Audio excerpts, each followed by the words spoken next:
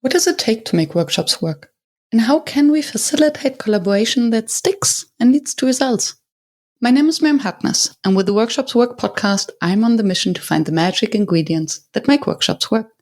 Today with me on the show is Pat D'Amico, and we speak about his experience in the military and what he has learned about training and facilitation, and his incredible experience as a trainer of sales workshops and how he uses facilitation to really help his groups apply the content that they learn. So stay tuned. And by the way, if you don't have pen and paper at hand to take your own notes, scroll down to the show notes to download my free one-page summary. And now, lean back and be inspired. Hi, Pat. Hello, Miriam. How are you? I am very well. Welcome to the show. Thank you. Thank you for having me. This is awesome. I'm really excited. Me too. I was so pumped after the exploration call already because there are so many different facets. And I must say that I've been searching for someone who can help me link the military and the world of facilitation and learning and development. Okay. Oh, excellent. All right. Yes. This is a new topic for you then. Yes. Going to dive a bit into that. And I always like to start at the beginning. When did you start calling yourself a facilitator? And actually, do you?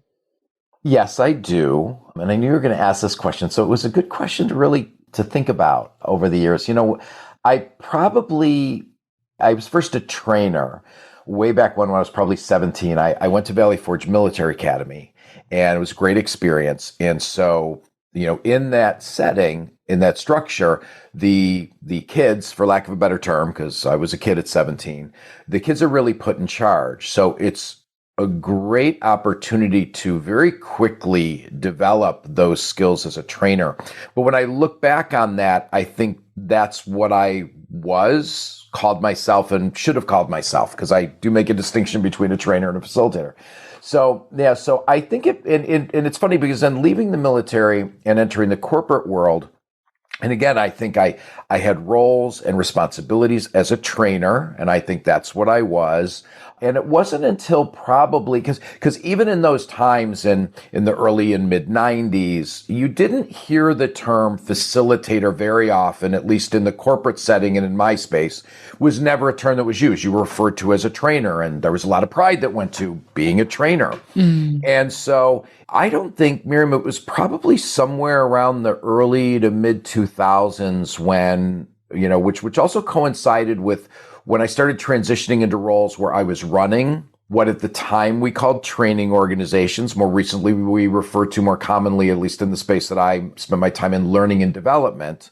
It wasn't until probably the mid 2000s that I really started to appreciate and differentiate, you know, what is a facilitator versus a trainer. And so having said that, I would probably say I've referred to myself, I have felt comfortable to refer to myself as a facilitator for probably the last, I would say, 10 years. And a lot's happened, you know, a lot happened before I reached that point. A lot's happened since then, but probably for about the last 10 years. And I like to think of myself as a very experienced, you know, I know that there are master facilitator certifications out there, but for me, I probably started considering myself a experienced expert or master facilitator when I started garnering feedback on a 5 scale where I was regularly scoring a 4 and I do a perfect score. That to me was sort of that moment where I'm like, okay, I'm impacting the group to that level that they're looking at me, and the majority of the 20 or 25 folks in the room are scoring me a 5 or you know. Interesting. Yeah, so that's probably how I would answer that. Thank you. Yeah. Many things popped up in my mind listening to your story. One was a small thing you said. We used to refer to it as training, and nowadays to learning and development. And I must say that I never thought of it like this, because now I see the switch in focus from training, which is centered on the trainer, to now learning and development, which is a focus on the learner. Yes. And I think there's the focus on the continuum. I think when we use training, we considered everything a moment in time. We are delivering something, and that is the goal. Whereas I think the transition to learning and development got us more into, or as a result of us getting more into the continuum of learning. And the process is the goal. So it's learning and development is never done. Whereas a training, you do bridge a knowledge gap and then it's done. Yes. Yes. Very interesting. Thank you. And so this was a little light bulb moment. Yeah. Oh, of course. And one further thought before I jump to the next topic is I love to hear the different answers from my guests on when they started calling themselves facilitators and how this relates to either the internal pride or the outside appreciation, as you refer to it from the 5 points reviews, or the stamp on something that you can put on your wall. I have finished a certification, and I find this fascinating. Yeah, for me, when you're a facilitator, to me, it's always good to be confident. And I think, when we look at, what defines I always love this discussion of what defines a professional, and a lot of people, we have this discussion. I do it often with my group, in the US, according to the Bureau of Labor and Statistics, only about 30% of jobs require an official certification, doctors, lawyers, all that. So it begs the question of how do the rest of us, the other 70%, how do we define what it means to be a professional? And I always say, and I believe, and Harvard sort of is of this opinion, that a professional is defined by somebody who's always working on getting better, who's always developing themselves, developing their skills. And so I come at facilitation from that perspective, right? I should always be developing. But at the end of the day, my skill as a facilitator is ultimately defined and determined by how the attendees and the learners view me. Mm-hmm. Was I impactful to them? Yeah. So, because that's the only purpose why we're in the room in the first place. It's to be in service of the group. Yeah. It's so funny that you mentioned the professional aspect of it.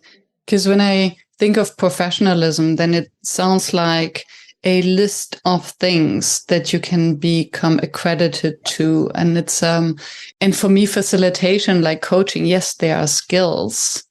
But on the other hand, it's so much more also about the inner game, the mindset, the way you show up, the presence, which is very difficult to actually train on. It's something that you mature into. You know what? I was wondering where you're going with that, and I couldn't agree more when you made that statement. It's something you mature into. I think you reach a point where this is where I need to be, where my mindset's. And let's be honest, as facilitators, there are mornings, right? We're getting ready to start, and we may know I've got to get my mind in a different place. And I know I know a number of other facilitators who have certain things they do. So I think it's really profound as a facilitator to understand that it's so much about your mindset going in. Yeah. And when I think of a strong mindset, and maybe, so that's a bridge that I'm building now to the military, right? Sneaky me. And let me just ask the open question. What have you learned from your time in the military where you were young and training about facilitation? What have you taken into this new life of yours? Yeah, I think the first thing, and I feel I benefited from this, having started in the military, was so much of the military delivery is hands-on. I mean, there's a very limited amount, at least in the time that I was in, and now we're going back a ways, right? But very little of it was in classroom. I mean, the classroom was the stuff, okay, let's make sure you know this. And now everything was about going out and applying it, if there was even classroom included, right? Which very often our classroom was the outdoors. I mean, I certainly would say, if I look at the didactic content that I absorbed in the military as a whole, probably 70 to 80% of the didactic was absorbed in the outdoors, was absorbed outside or in a setting in which it was going to be applied. So I think that's one of the things that I've always carried with me is this notion that, it's much more engaging when people are practicing, discussing, talking about how to apply it versus and I've sat through, as I'm sure you have in our careers, right? Many programs where I am like, is anybody else ever going to talk but the facilitator, right? And so when I get that feedback of like, yeah, the stories were a little long, I'm like, I know the importance of stories, and I look for that feedback of the stories were really impactful, but I also look at, some of the stories were long-winded, and I really need to be conscious of that and cut those down. So I think that's one of the primary things I've taken away from a facilitation standpoint from the military is the majority of it is really hands-on, let people fail, let people make mistakes. And I think that's so important. And it's interesting that you speak of failing and making mistakes. And now that I spoke it out, it makes sense because you want them to fail and make mistakes early in the outdoors classroom or in the application and the training so that they don't do the mistakes later where they can be deadly. Well, and it's in a safe environment. And it's interesting because I gathered some data, never published it, but I gathered some data a number of years ago where when role play video applications started launching, and in fact, I utilized the very first one. It was very rudimentary. It was primarily a web-based application that used your camera, and you would challenge the individual to present something, and they would present it, and then somebody could review it and score it. And so over the course of a few months, we had a number of programs, and we ran a couple hundred people through them. And what we did was at the end, it was a one-day program. It was fairly concise. And at the end of the day, we would say to folks, okay, you're going to go ahead and you're going to now practice what you've learned with a peer. Now, what do we know about that scenario, Miriam, right? If you and I are paired together and you do a role play, the feedback I'm going to give you is going to be glowing. Oh, it was awesome. It was amazing. The feedback you give me is then going to be even better, right? That's just the reality.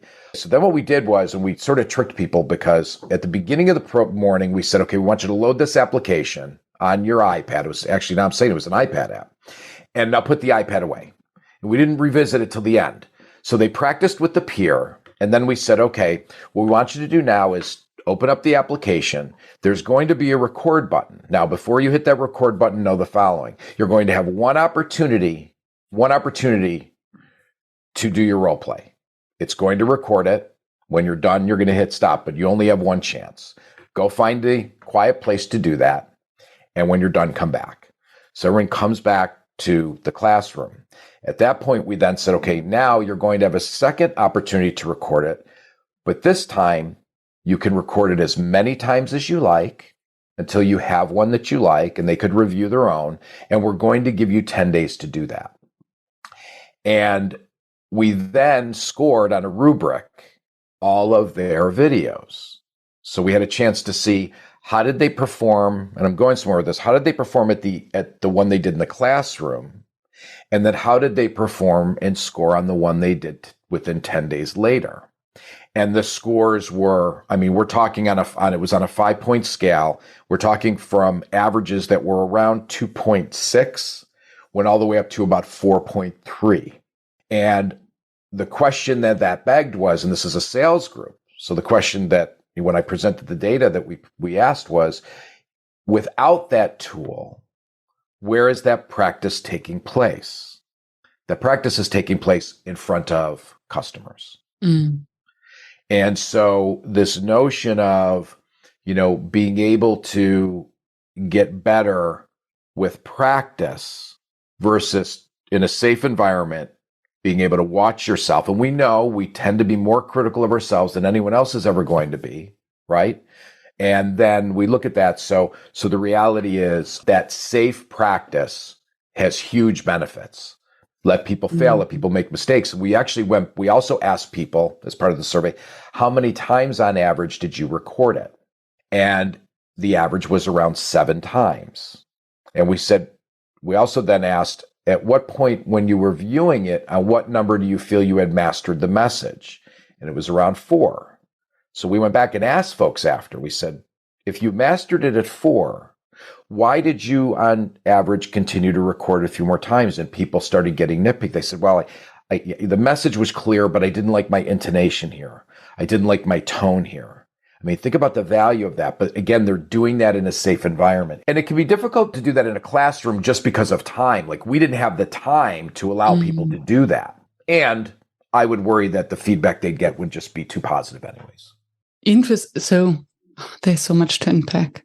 One is, so what does it take for a group to actually give candid feedback and just leave the fluff out? So to be really kind to each other, and by kind, I don't mean nice, but to have each other's growth in mind. So this requires a lot of psychological safety. It does. And I think if we can get a group there to really be honest with each other and say, you know what, it was okay, but I think you can do better. If you change your intonation here, if you smile there, if you change your body language. And if we can get at this point, then it would just skyrocket the. Yeah. And I think over a few thousand, attendees facilitating in companies, I think there are a couple primary factors. One is it unfortunately or fortunately, it's very cultural. Yes. Right? If they live in a culture of zero tolerance, they may be very uncomfortable to correct other people. So that's one factor. The other factor that again, this is my observations only, the other factor that I have seen impact a lot really has to do with experience. I had a group last week, and one of the things so they were not the highest level account representatives in the organization, but they're in roles where the majority of them have been in the industry a minimum of 10 years. They're more experienced. It's a higher level individual. And they were more than willing to not only recognize the good work, but also talk about upgrades. I tend to use the term upgrades. I picked that up at Berkeley when I was getting my executive coaching certification. I thought it was brilliant. So instead of saying, what could they do better? I say, what are some upgrades, which I love that term. And so my experience is the less experienced groups are more apprehensive about giving feedback about what could be done better or different. The more experienced folks I see are more willing to do that. Again, assuming the culture is not completely negative towards that. Yeah, absolutely. And then I wonder, to what extent is it then a different curve? I can imagine that in the beginning you learn about the content. So you do a sales pitch and you want to get all the words, so all the information, all the words. So you practice that, and then you get all the words, and then suddenly you forget to smile, and then you forget about your body language and about the intonation, and then you have the body language and the intonation and the smiles, and then you forget about your authenticity, right? So I have the impression that there is a different learning curve where at the end you can then really make it your own. But to get there, and that's where the difference is to when you make it your own, right? We start with, and folks will say, I don't like role play. And I'm super passionate about this. I'll say, why? Why don't you like role? Well, because it's not realistic. And I'll be, oh my gosh, imagine that. No one ever said role play was designed to be realistic. Role play is designed to allow you, to your point, for that progression. First is mastery of the content. That's where you start. Once you've mastered the content, then you move on to, what is my tone and what is the way in which I'm presenting it? And ultimately you move on to, then you make it your own. But you can't do that. If you don't do that in a classroom or in a program or even with a tool afterward, you are left with mastering that in front of your customers. And that's never going to be a good thing. Do you think that the same will apply? Because we're speaking about sales training, right?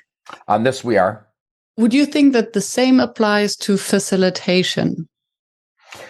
Yes, So I thought you were going to say applies to other functions, because I do a lot of leadership and management development, and we do a lot of the same thing, right? When I do coaching, developmental coaching with leaders, we have to practice, and I put them in workshops. Yes, and I wouldn't argue about the role play. I think role play is always valuable, and I do believe that it's funny because it gets us mentally in a situation of excitement.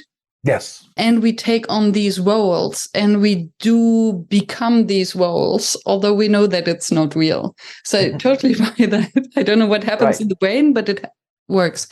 What I was referring to was first you have to master the content, and then you have to be authentic. And I wonder whether both in leadership and facilitation, I think the two are very often the same, actually.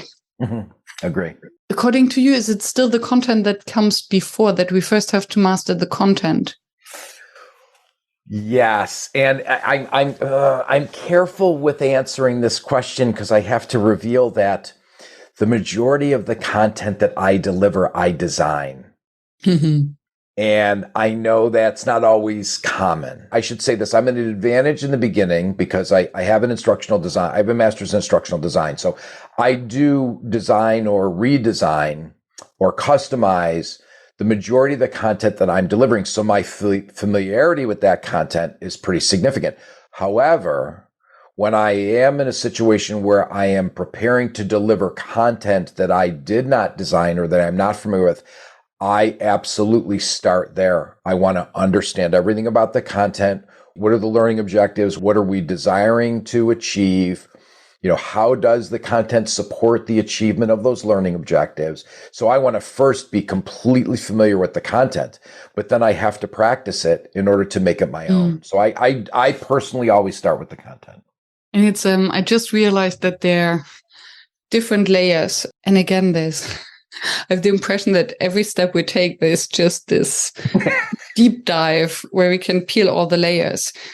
One observation is there's process facilitation and there is the facilitation of training. Mm-hmm. And of course, if you facilitate training, you do want to know what you talk about. Yes. Because the reason you're there is to bridge a knowledge gap. So you want to know the content. Mm-hmm. Of course. And I wonder actually whether it's ever a good idea to 100% deliver someone else's content. I find this very dangerous because I think it's very difficult to make someone else's content really approachable and interesting and to be enthusiastic about it.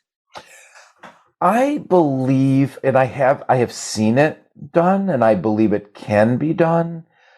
I think that what needs to be understood is when I am training other facilitators to deliver my content, it's absolutely somewhat of an arduous process. They don't get the content, look at it, and then I walk in to evaluate them. All right. So let's say it's a 2-day program of content. I will spend 4 days with them initially, one-on-one, going over that content. Well, first of all, prior to that, they have to observe the program being delivered. Then I will spend 4 days with them going through that content, watching them practice, talking about, are there examples or stories here that don't resonate with you? Mm-hmm. Can we come up with some of your own? Then they observe again. Then I will observe them delivering a portion. So, I mean, it is not a quick process. My concern, Miriam, is that probably too often it's, here's the content, study it. If you have any questions, let me know. And that's a recipe for disaster. Yeah. But that's probably the way it's done most of the time. Yeah. And I like that you emphasize that they shall come up with their own examples and anecdotes, because this is then how it lands. And that makes it real. It does. It's difficult. And then this will resonate with the learners, and they will come up with their examples and resonate with it. Well, and there's so much of facilitation that's about passion. There's so much of being a facilitator that is passion. And what I love, one of my favorite compliments on the times I get it is your energy is incredible for that amount of time. So you have to be passionate about what you're delivering. And it's difficult sometimes to deliver other people's stories and examples as passionately as you would your own, which is why I ask, facilitators, let's search for something that you've experienced that falls in the same bucket. And I would rather stretch their story to meet it than say, well, just deliver this one that you're used to seeing.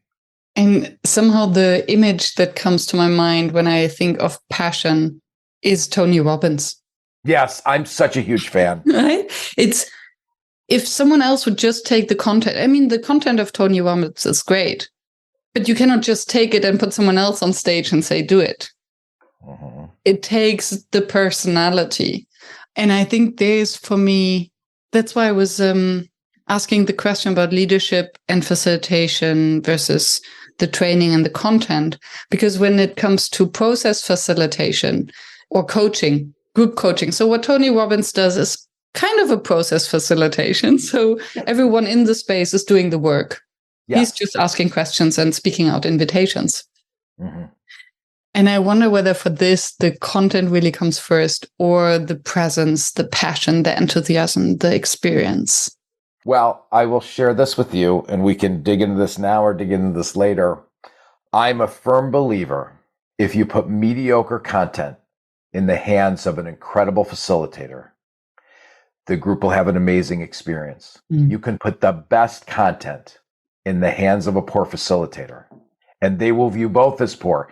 And I have, so do you want me to share the data I have on this? Please.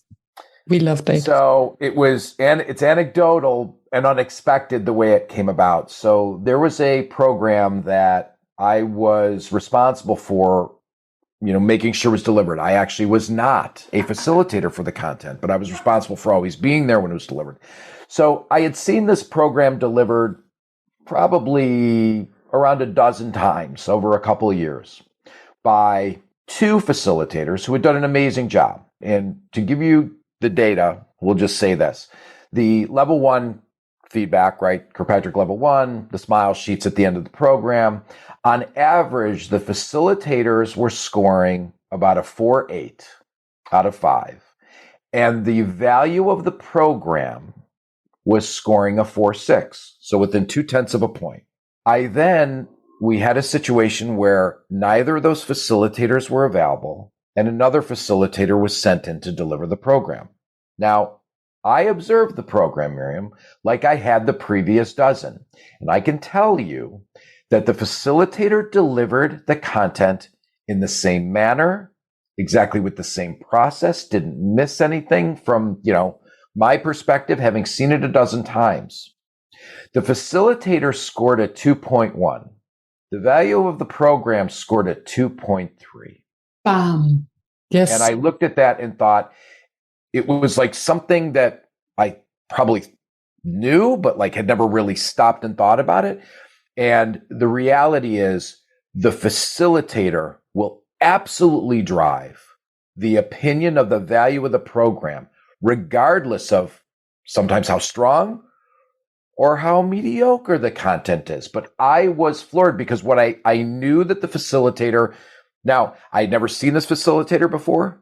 As you can guess, I never saw them again because I didn't allow them to facilitate after that for our organization. And what I understood was that from someone who knew this person said, they're actually a really good facilitator. They must have had a really off day. And I trust that there may be some accuracy to that.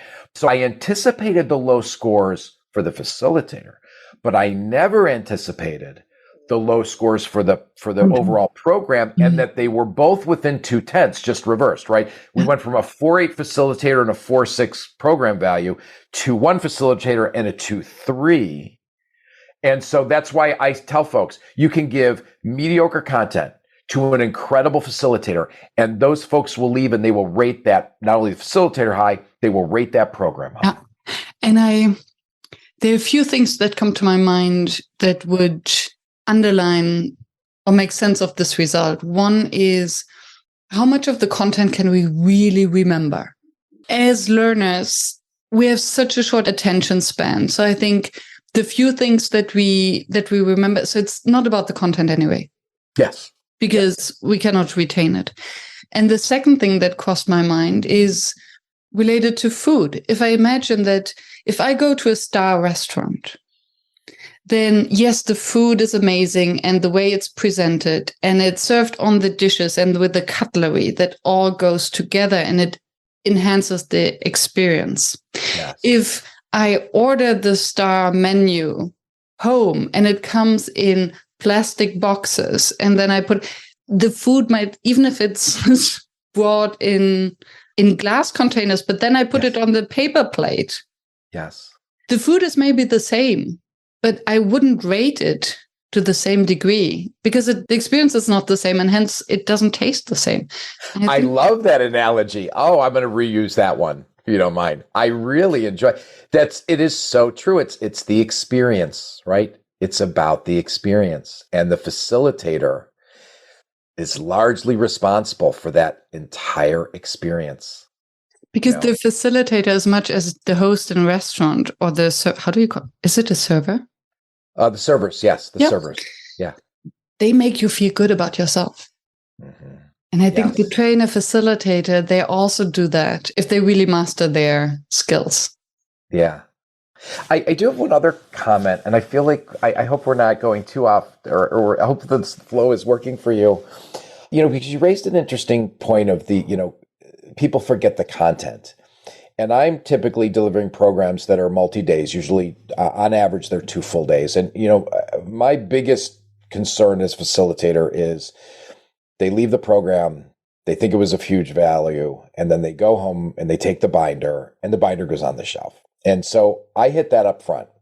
I let people know. I say, what typically I will ask the entire group, what happens with the binder? Even if at the end of the program, you're like, this was awesome, I learned a ton, where's the binder go? And people say it goes on the shelf. So I do the following, and I've been doing this, I would say, for about the last 4 to 5 years, but I do it now religiously. I'm always a big proponent of, if there's something I do all the time, I must find it of value. So, and I let folks know this at the beginning of the program. I'll say the most important thing you're going to do, I'm going to tell you now. At the end of today, I'm going to ask you to write down one thing on the cover of the binder that resonated with you. And then we go around the room and everyone shares. I ask them, tell us what you wrote down and why. What about it resonated with you? Then we do the same thing on the end of day 2. So let's say it's 2-day program. So then at the end of the program, I'll say, now, don't leave and boil the ocean. You can't boil the ocean, right? You might have seen 20 things that you thought were awesome. But the reality is, even all the things that I've talked about, as much as I'd love to lie to you and tell you I use all of them, I don't. There's just too many here. So when you leave here, take those 2 things, put them on a sticky note on your computer, so you see them every day. Work on those 2 things. Integrate them into your process. Work on mastering them. Might take 3 months, might take 6 months, might take a year. But work on mastering those things. And then once you have, and they're second nature, then go back to the binder and maybe pull out another tip or 2. Because what I find is, and I let folks know this is, different things resonate during a program with different people. And it's all about, I saw this. And when I ask folks, really, when I ask them why did it resonate, what they're not saying is, I saw this and I'm comfortable with attempting to implement. I'm comfortable. Mm-hmm. I think this is something that's comfortable to me that I could get behind. I do some exercises. I do some exercises like that where we'll have a list of things and we'll talk about, I'll put them into groups and I'll say, no, here's the thing. When we come back, each of you are going to have different lists of things that you think work. And I'm going to ask, we're going to go around each group as they report out. So let's say item number 3, group 1 said, oh, I think that's true. I think it can work in our business. And 2 and 3 didn't agree. So I'll ask somebody in group 1, sell it to us. Sell it to groups 2 and 3. Now, there might be people in group 2 or 3, and I'll go to them and I'll go, who's comfortable with that? A few people raise their hands and go, now that it's been presented that way, I could do that. But other people will say, I can't get behind that. I'm like, then don't try to sell it that way, because you have to be passionate. You have to believe it. So I do that with every single, if I forget to do, it's one of the things that I'm like, if I forget to do everything, I remember to do that. We go around and I say, take those 2 things, leave with those and work on those. I think that's a great strategy. And what I love about what you said is this, we only retain that what feels comfortable. And yes, it makes so much sense, because we do have light bulb moments. And how often does it happen? For me, especially in coaching situations where we throw off ideas, we discuss about what could be done, what could work. And there's a difference in resonance with the coaches. Sometimes they're like, oh yeah, that's a really good idea, but there's something not moving in their expression. And these are like, it's a great idea and it's so daunting and it's not me. Something doesn't sit well. And other times I share an idea and they were like, oh yeah. And this is the moment where they can picture themselves doing it, implementing it. And then they get excited and then this will also stick. Yeah. And I haven't made the connection to it must be something that they feel comfortable executing. Yes. Yeah. And then for me as a facilitator, what I'm looking for is the greater variability of that list. Because what I want to know is if everybody says the same thing, I have to ask myself the question of, did I only deliver that impactfully? Right. That's what I look for. So I look for a list that's varied because at the end of the day, not everyone, the majority of folks are not going to land on the same thing being comfortable. So I'm looking for a highly variable list. And then I'll say what you noticed is, there were some commonalities, but you heard a lot of different topics mentioned. That means that each of you is taking something that you're comfortable with, that you feel you can deploy. And I think especially in the domains of facilitation, leadership, sales, where it's a lot about our personality, then if the group is diverse. And that's also the beauty of it. Yeah. A good salesperson is a good salesperson because it's authentic and they're passionate about it. Absolutely. And the same is true for a leader and a facilitator. Yeah, and with leaders, it's very similar at the same time. Usually, when I'm working with an organization, so I spent about 9 months when I first left industry and went into consulting. I spent about 9 months looking at all of the research on leadership development programs, both academic, industry, hybrid. There's a ton of meta-analyses. It goes back 50 years. It's an incredible amount of data. And narrowed that down to the 20 most critical leadership and management competencies. So normally when I'm working with an organization, we go through that list and I ask them, I first ask them, where do you think your biggest gaps are? I then conduct a diagnostic and analyze the data to determine, because about half the time they're right and about half the time they're a little off, right, as to what the real problem is. And so then we prioritize those skills, the delivery of those, to meet what the most immediate needs are. Although I will be honest that the same two always bubble to the top as the most immediate critical. One is coaching, right? Leaders are successful. Success as a leader is predicated on the success of your individuals. So they have to know to coach. And then the other one is interviewing and hiring, which is if you don't really know how to find the right people during an interview, you're probably going to fail. And then it's so funny. Whenever I look at leadership skills, leadership programs, for me, it all boils down to facilitation, because the other skill, I think, is psychological safety, which might be similar to coaching, but it boils down to asking the right questions, being curious enough, being a service of the other, listening to understand, listening to the unsaid. And then what you said, hiring is also about understanding body language, reading people, putting them at ease. Making them feel safe so that they can show their true self and maybe take a little bit of a risk. Facilitation skills. Yeah, absolutely. Do you do a lot of leadership training on your side? Yeah, and we call it facilitation. So leadership through facilitation. Okay. Yeah. All right. Excellent. Because I think there are also leadership skills that are more on the analytical side. So how do you analyze the data? How do you listen to the data? How do you accumulate it? And how do you take decisions? Yeah, I tend to put those in the managing bucket, right? I do make a distinction between there's leading and managing, right? And the epidemic is where we have far too many management tasks we put on folks today that doesn't really open their time to lead. Yes, because you cannot rush through the leading. You can rush through managing, ticking boxes, but leadership takes presence.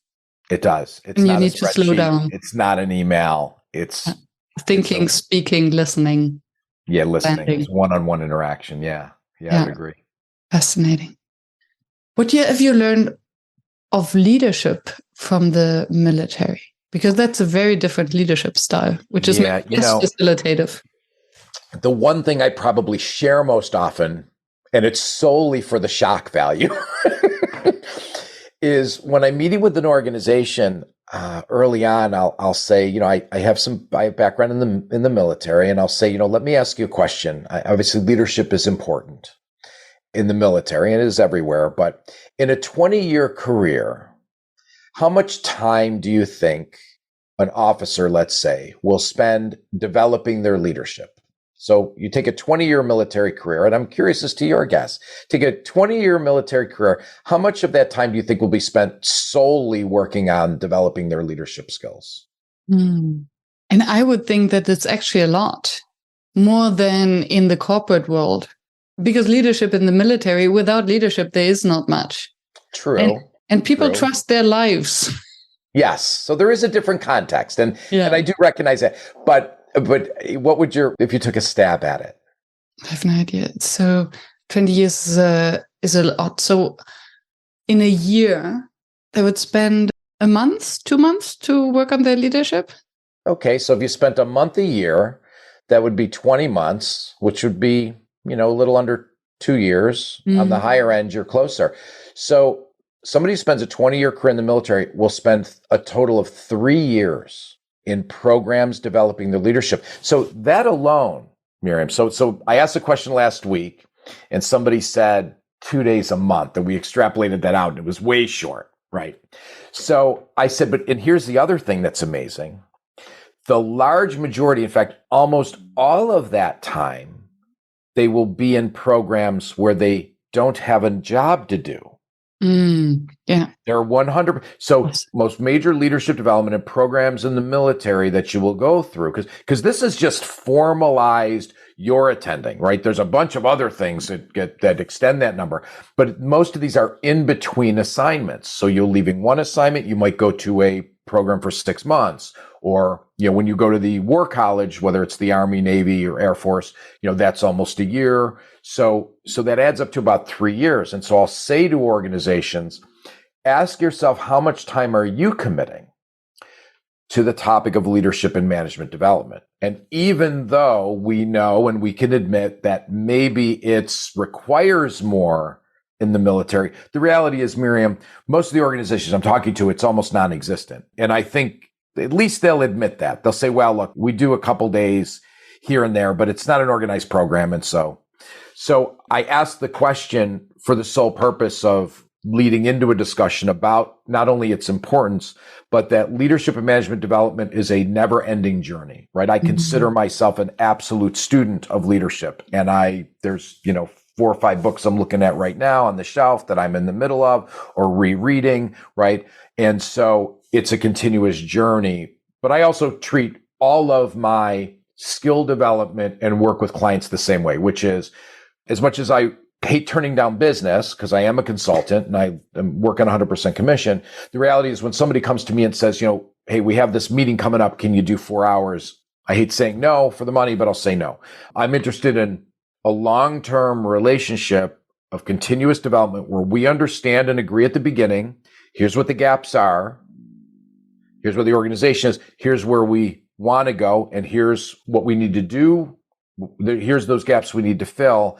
And that's a long term. But I do work with what I do with both leadership and management development and like advanced selling and even executive coaching, they're long-term relationships that there has to be a continuum. It's not a one and done, and because there's no impact that way. Yeah.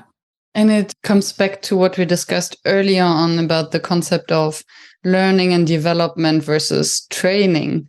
So you never arrive, because learning and development is also the inner journey. And I think especially for leaders, it's so much how you show up with your own shadows. And that's what I often realize with the training on psychological safety that we do, where to create psychological safety for others, it starts with creating it for yourself and feeling safe yourself. Because if you don't feel safe, then this kind of insecurity, uncertainty, you pass on to your direct reports, to your teams. Absolutely. And think about how that, you just made me think of something. Think about how that is as a facilitator.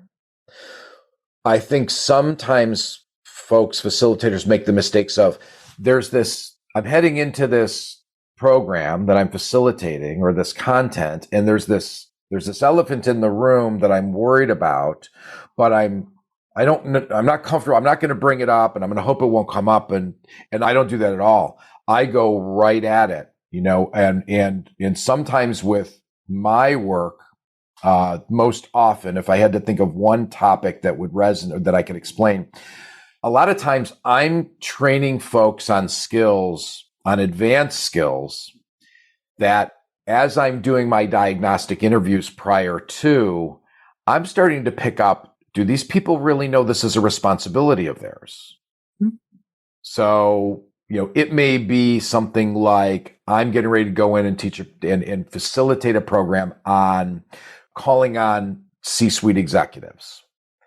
And I start doing interviews and I hear, well, we're so busy, and they've sort of hinted that this is a responsibility, but we're not really calling on the C-suite, and I'm not really sure we have time to do that. Well, that's a problem for me because I'm getting ready to come in and spend a couple days with them talking about techniques and tips and tricks and processes to both not only get C-suite meetings, but also what you do when you're there, how you prep. So I go to the leaders and say, look, either prior to, and ideally prior to, or immediately at the beginning, like, here's what I'm picking up. I'm picking up that folks aren't really sure this is part of their job.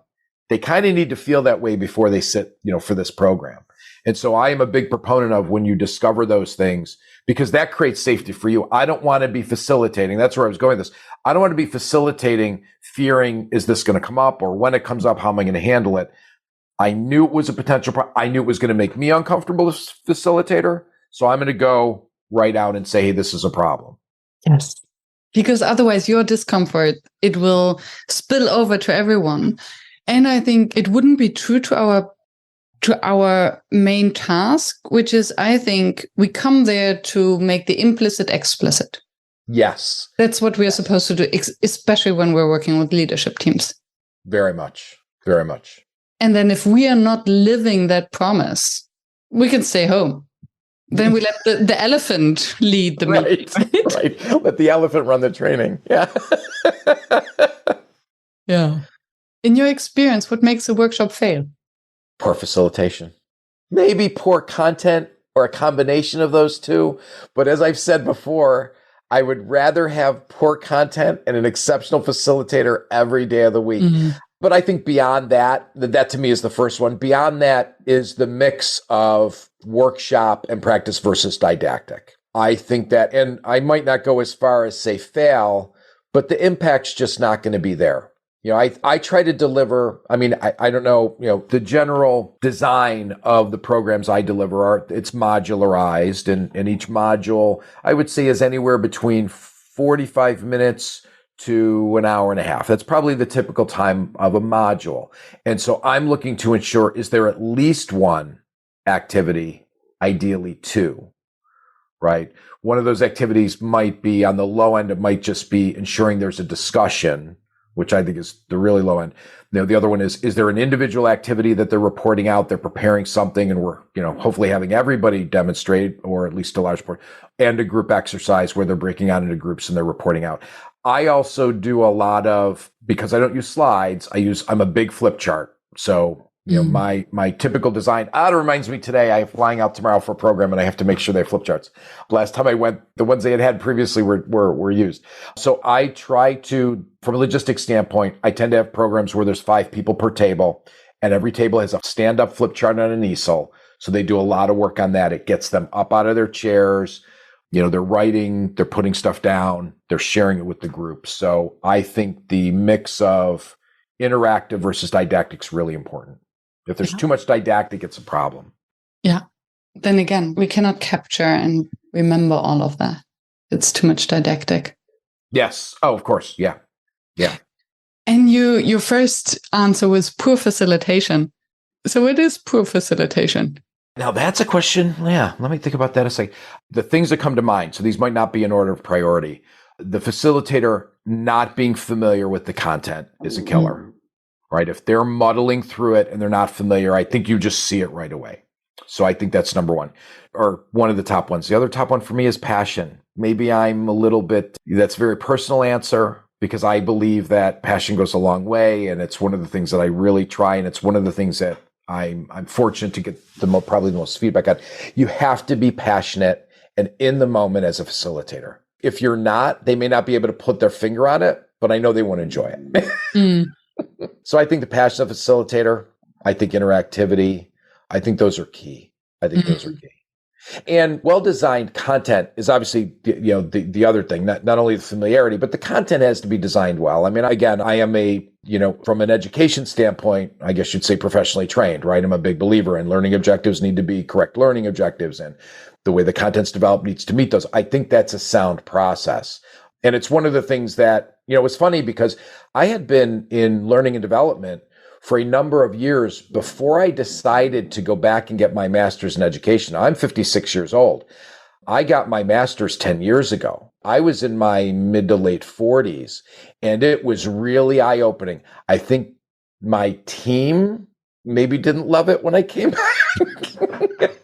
because I realized that, just because you understand what ADDIE is or just because you understand a concept or two does not make you an instructional designer.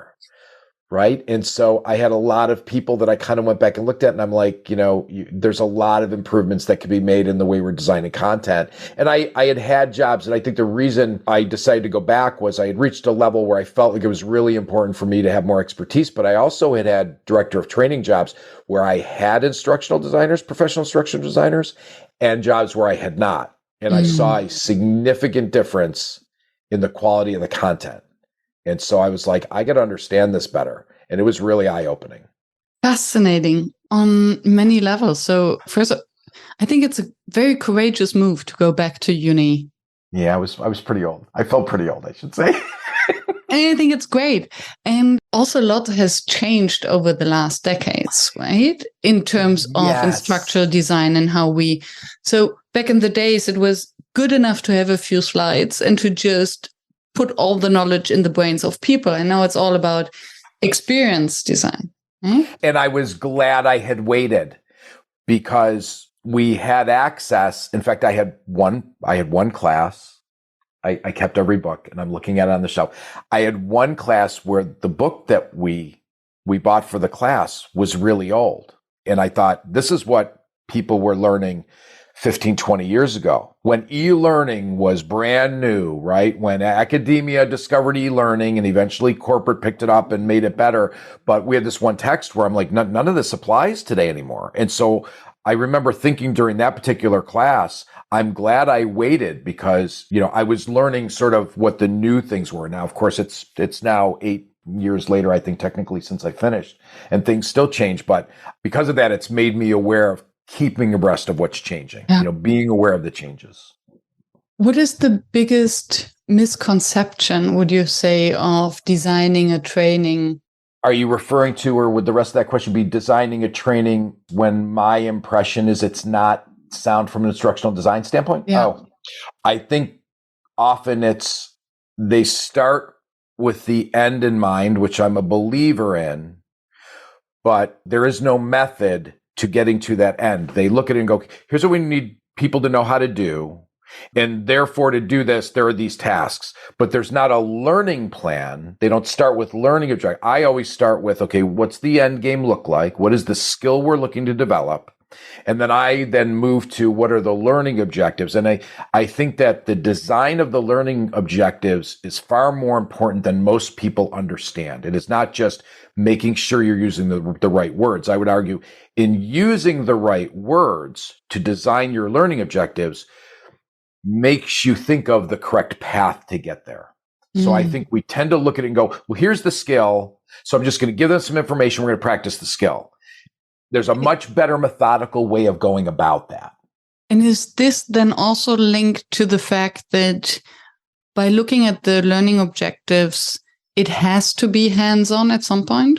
Yes. You know what? That's a great point. Yes. I think that by looking at the learning objectives, it does say, okay, because you're defining in the learning objectives, are you simply sharing information? Is the action word discussion, or is the action word demonstrate? And so when you're designing learning objectives for a module, you realize, wait, one of these learning modules, one of these learning objectives, probably the last one, needs to be demonstrate, or some sort of, of level 3 or level 4, approach to that particular skill, where you're actually is it analyzing, is it demonstrating, is it presenting, whatever those are. So I think it does point you in the right direction. I can give someone, I found over the years, I can even give somebody learning objectives who's not an instructional designer, and they will end up with a better module, because at least I say, here's what the objectives of this module are. And so they'll say, okay, well, it's very clearly says we're going to evaluate this information. We're going to demonstrate this skill. So I think that there's a real benefit. And I've done that in the past, where I've been asked, if I'm not designing the content, especially for the organization I do a lot of work for, I'm the only trained instructional designer. So I will say, here are what the learning objective, let me give you the learning objectives, or let me look at your learning objectives, and I'll enhance them and say, here's what they need to be. So, and I think that over time, people can that is a skill people can develop if they do it right as well. Because I work with some colleagues who aren't, educationally, professionally, trained in instructional design, but over time, they really have developed incredible skill if they take that process. And it reminds me of, I wonder whether the learning objectives of a training is the equivalent of the purpose of a process workshop. Yeah, I think they're one and the same. What are you thinking of when you ask, you must have something in mind. What are you thinking of? What sort of process workshop? A strategy. A group has to come up with a strategy. A group has to come up with the decision about the top priorities. Or a lessons learned workshop where they debrief a postmortem of a project, for instance. Well, absolutely, because I'm just thinking, again, if you look at, if you're familiar with Bloom's, you're looking at, are they analyzing, are they evaluating, right? Are they creating a new process, right? They develop, is the learning objective to develop a new process, or modify? Even modify is a Bloom's verb. What is a Bloom's? So Bloom's taxonomy. So Bloom's taxonomy is essentially the list of verbs that, when you're writing a learning objective, like if I'm writing learning objectives, I have Bloom's up on the screen, and it lets me know. So you start with, from a Bloom's perspective, you start with, what are you trying to do? There's 5 top categories, or 6, if I recall correctly. There's remembering, there's understanding, analyzing, evaluating, and creating. I'm missing one. Applying is the other one. So when I'm looking at what are we looking to do, there's this progression of, the first thing may just be to identify, right? So the first learning objective may start with the Bloom's verb, identify, or describe, or define. Then we may move into understanding it, or we may move into analyzing it. The ultimate goal is to get to analyzing or evaluating or creating or applying, but you don't always, right? Some of it's just to understand. But if I can get it to, at a minimum, applying or analyzing, then that's the skill. If I can get them to apply the skill. So it might be something as simple as, interpret the data for this topic, right? And then we might be, okay, now that we've talked about interpreting the data and how to interpret it, now let's apply it by using it as a consultant. We're using it in a scenario, and let's demonstrate. So demonstrate might be the Bloom's verb. But yeah, when I'm building learning, that's like the Bible of building learning objectives is Bloom's taxonomy. Yeah, makes total sense. And it starts with noticing, with awareness, basically. First have to be aware. Right. What you're doing, and it should be a progression. Your first learning objective would never be demonstrate, right? We first have to explain, understand, potentially interpret, even manipulate. I mean, there's a lot of options there. Yeah. I'm glad that I'm asked. Thank you. Absolutely. What remains your number one facilitation challenge? For me, I have to answer that question speaking from my perspective. My biggest challenge is ensuring that the delivery is customized and germane to my audience. I don't deliver off the shelf content. I'm not known to deliver off the shelf content.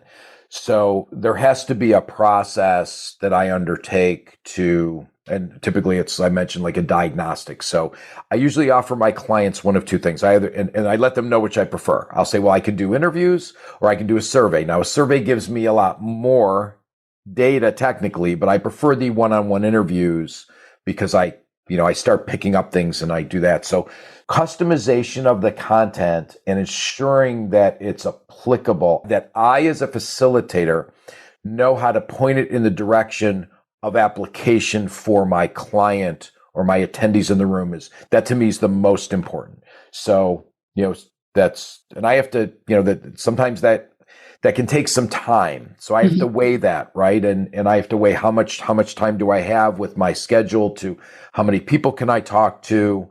What can I glean from them? I'm always trying to get the client. I'll give them a narrow criteria of the people I want to talk to, right? I want to talk to high performers, and I want to talk to some folks that you think have higher potential than they're displaying, but I don't want to talk to low performers. I don't need the complaining, right? So for me, my number one challenge is ensuring that the content is applicable, because the clients and the attendees I'm in the room with they're going to be pretty unforgiving if it's not, right? You'll see it, right? They will say right away, like, you read an evaluation, say, I didn't feel like this was related to our business. I didn't feel like it was related to what I do. So that's probably my biggest challenge.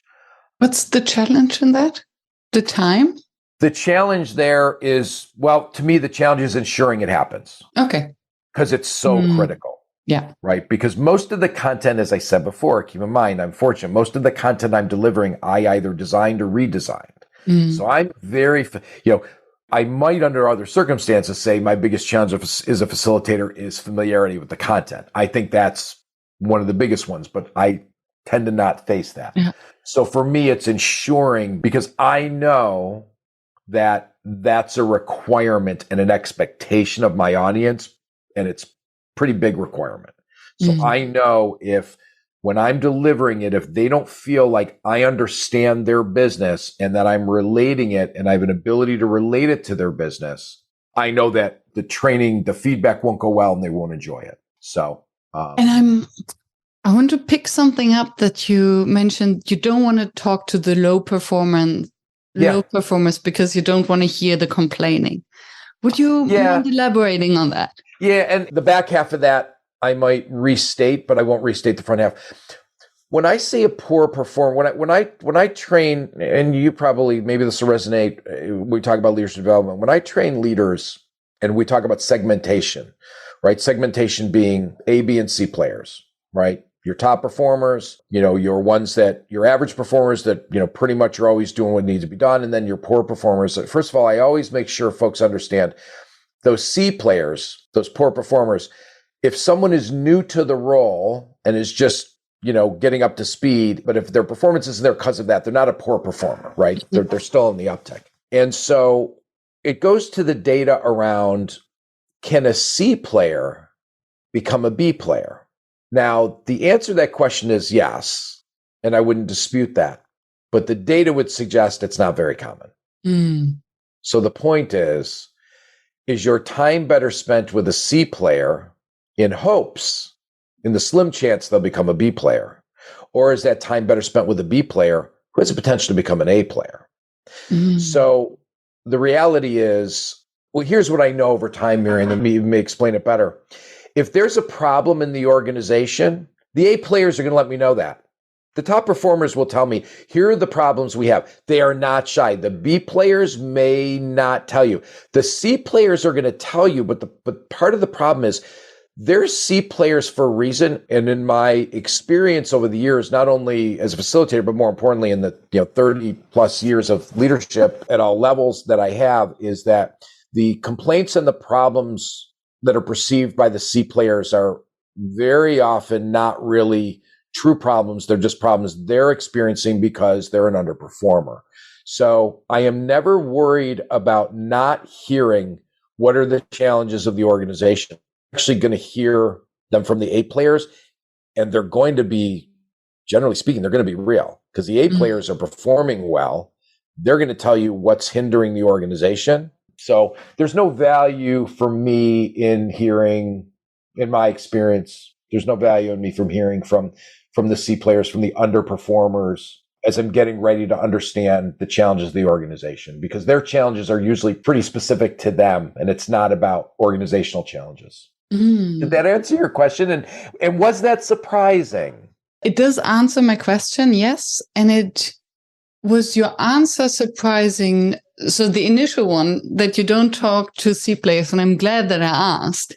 Yeah. Because it does make sense. I think there's also a big cultural aspect of, I'm thinking of living, working in Europe a lot also with public sector. I used to work at the university where you don't really get rid of C players, right?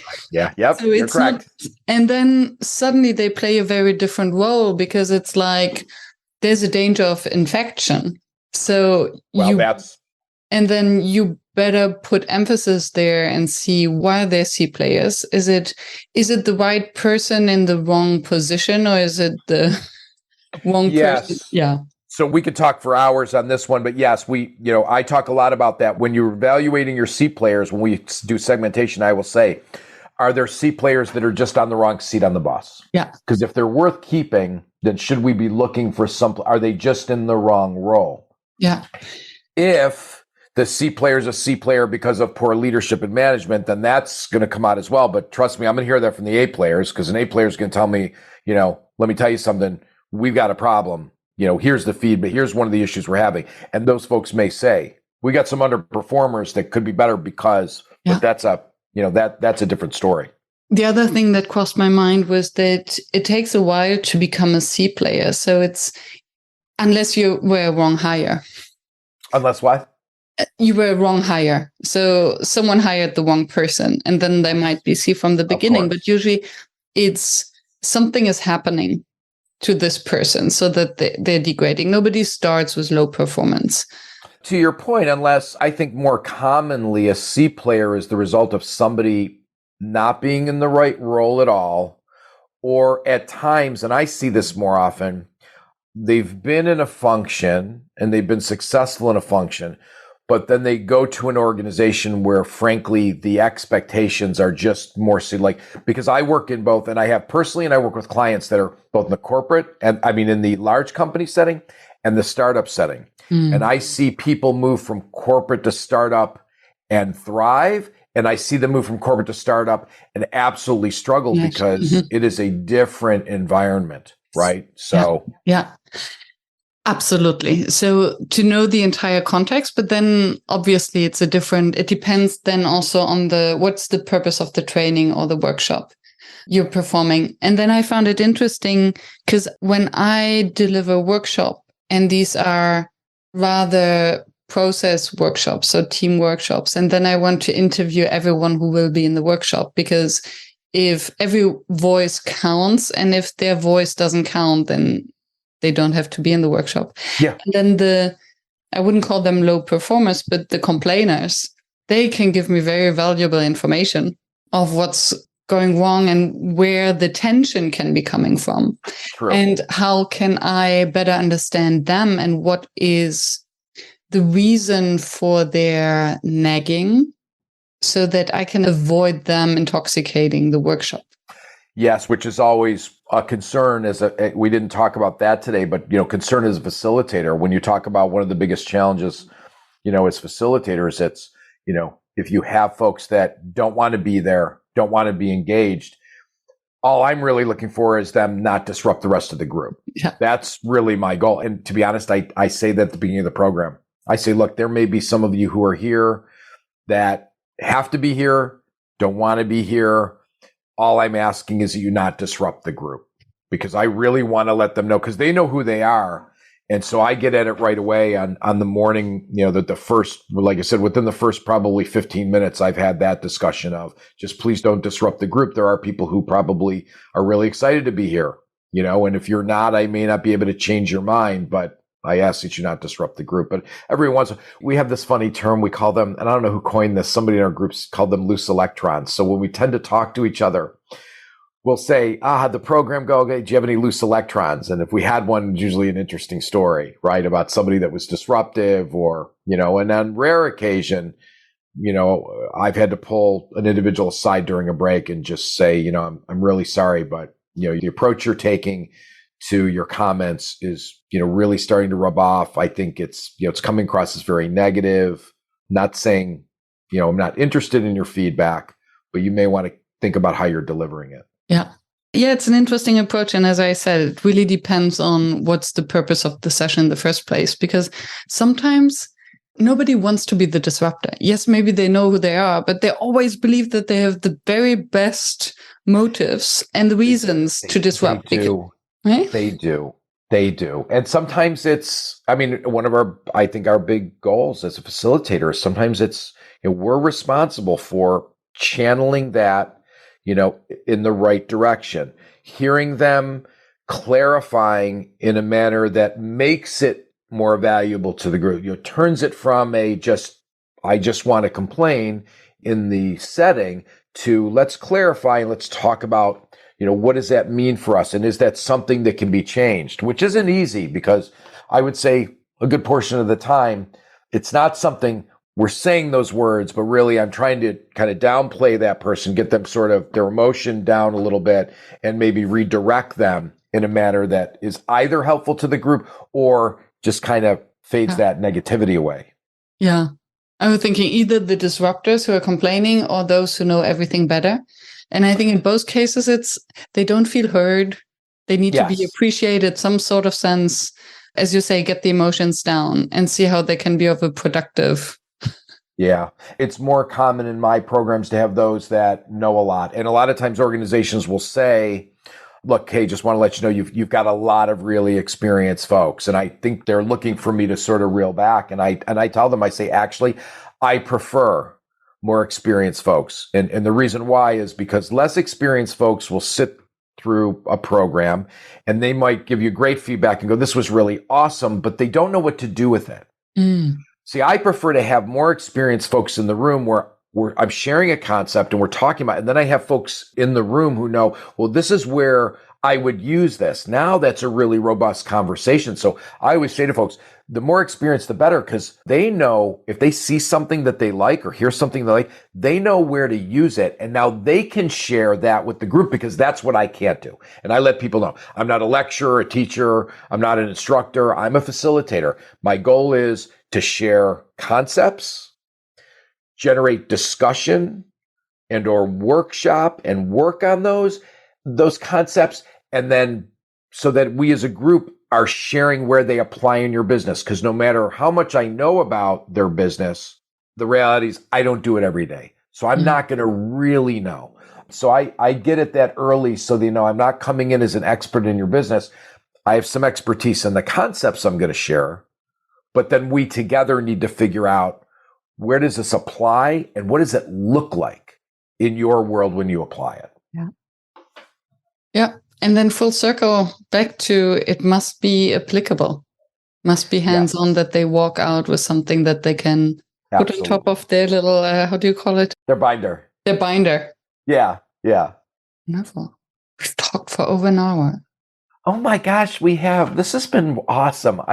Miriam, I've really enjoyed this. This is, and I'll tell you, because I spend the majority of my time talking about leadership and management development and executive coaching and those, but I have so much passion around the importance of facilitation and facilitation skill. And it's so great to meet somebody and have, a conversation and hopefully an audience that, that this is what they're passionate about, because I'm just such a huge believer. I consider myself first and foremost, I'm a facilitator. That's what I do. If I am not successful as a facilitator, I'm not going to be successful in my business. So this has been great. It really has.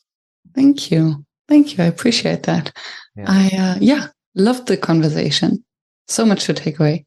If that's a question that I used to ask at the end of every podcast in the beginning. I haven't asked it for a long time, but I think since we covered so much ground. Yeah.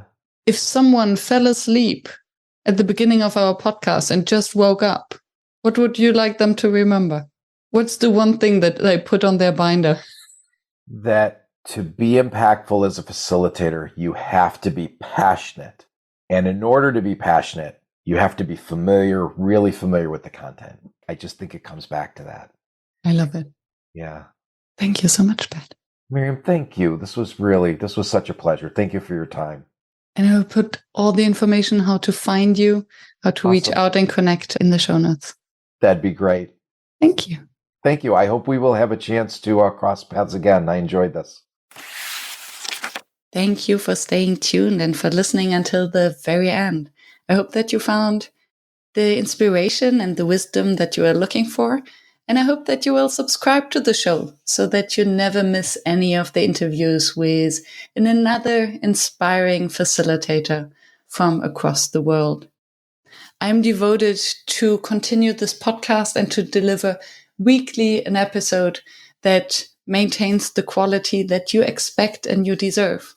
And if you would like to help me to maintain this quality and to keep the podcast free, please help us. Visit workshops.work/support to make a small donation to keep the podcast free. Thank you so much. I hope to be in your ears next week.